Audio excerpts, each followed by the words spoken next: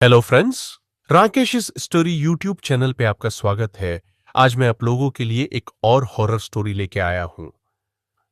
Video पूरा देखना और अच्छी लगी तो लाइक कर देना और चैनल को सब्सक्राइब कर देना। धन्यवाद। प्राचीन कुएं का रहस्य। गांव के बीचों बीच एक पुराना और रहस्यमयी कुआं था, जिसके बारे में कई कहानियां सुनाई जाती थी। कहा जाता था कि वह कुआं सैकड़ों साल पुराना है और उसमें कुछ ऐसा छिपा है जिसे कभी उजागर नहीं करना चाहिए।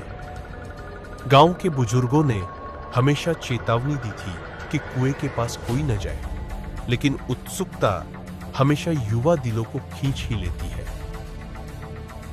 रवि और उसके दोस्तों की टोली को ऐसी बातें बहुत रोमांचक लगती थी। गांव में अक्सर शाम के वक्त जब ठंडी हवा चलती और सूरज ढलने लगता, तब वे लोग इस कुएं के आसपास मंडराते। चलो इस बार कुएं में झांक कर देखते हैं, रवि ने एक दिन कहा।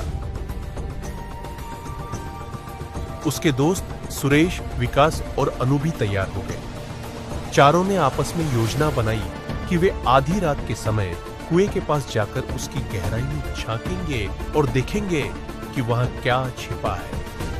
रात हुई, चारों दोस्त चुपचाप घर से निकले। अंधेरे में हर चीज और भी डरावनी लग रही थी। हवा में हल्की सी सरसराहट थी, जैसे कोई उनके कानों में कुछ कह रहा हो। उनका दिल जोर से धड़क रहा था, परंतु रोमांच और जिज्ञासा ने उन्हें आगे बढ़ने पर मजबूर किया। कुएं के पास पहुंचते ही चारों को अजीब सी ठंडक महसूस हुई। ऐसा लगा जैसे हवा रुक गई हो। चारों तरफ ही एक अजीब सा सन्नाटा छा गया। रवि ने सबको कहा, चलो एक एक करके कुएं में झांकते हैं। सुरेश सबसे पहले आगे बढ़ा। उसने अपने हाथ से कुएं की मुंडेर पकड़कर नीचे झांका, लेकिन कुछ दिखाई नहीं दिया। तभी अचानक एक अजीब सी आवाज आई, जैसे किसी ने धीरे धीरे आह भरी हो। सुरेश पीछे हट। ये क्या था?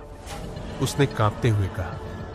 कोई जानवर होगा, विकास ने कहा, लेकिन उसकी आवाज में भी डर साफ झलक रहा था। रवि ने खुद झांकने का फैसला किया। उसने एक मशाल जलाकर कुएं के भीतर डाली। कुएं के पानी में एक अजीब सा प्रतिबिंब दिखाई दिया, मानो पानी के नीचे कुछ छिपा हो। देखो, कुछ तो है वहां, उसने उत्साह से कहा। अनु ने कहा, वो कोई प्रतिबिंब नहीं है, वहां सचमुच कुछ है। उसकी आवाज में अब डर साफ सुनाई देने लगा था। तभी पानी में हलचल शुरू हुई। जैसे ही चारों ने पास जाकर ध्यान से देखा, पानी में से एक सफेद धुंध उठने लगी। धुंध मानो कोई आकार ले रही थी। चारों हक्के बक्के रह गए। ये कोई साधारण धुंध नहीं थी। धीरे धीरे वह धुंध एक महिला के रूप में बदलने लगी, जिसके लंबे बाल थे और आंखें आग की तरह लाल चमकती थी। तुम लोगों ने मेरी शांति भंग की है, वह आवाज गूंज उठी। सदियों से मैं इस कुएं में कैद थी और अभी तुम मुझे जगाने आए हो। चारों के पैरों तले जमीन खिसक गई। रवि ने दौड़ने की कोशिश की, लेकिन उसके पैर कांपने लगे। कौन हो तुम? उसने कांपते हुए पूछा। मैं वह आत्मा हूं जिसे इस कुएं में कैद किया गया था। मेरे साथ विश्वासघात हुआ और अब मैं बदला लेने आई हूं। महिला की आवाज और भी तेज होती जा रही थी, जैसे पूरी पृथ्वी हिल रही हो। रवि और उसके दोस्तों ने भागने की कोशिश की, लेकिन जैसे ही वे मुड़े, उन्हें ऐसा लगा जैसे उनके पैर जमीन में जकड़ गए हों। उनके शरीर जाम हो गए थे। वे हिल भी नहीं पा रहे थे। धुंध से बनी वह आत्मा धीरे धीरे उनके पास आने लगी। उसकी आंखों में एक अजीब सी नफरत और जलन दिख रही थी। तुम सबको मेरी कैद में रहना होगा, जैसे मैं यहां सदियों से कैद थी। रवि ने जोर से चिल्लाने की कोशिश की, लेकिन उसकी आवाज भी बंद हो गई। अचानक हवा में चीख पुकार और कराहने की आवाजें गूंजने लगीं, जैसे आसपास कहीं कई लोगों की आत्माएं भटक रही हो। कुएं के पास पेड़ पौधे भी झुकने लगे और आसपास का सारा माहौल बेहद डरावना हो गया।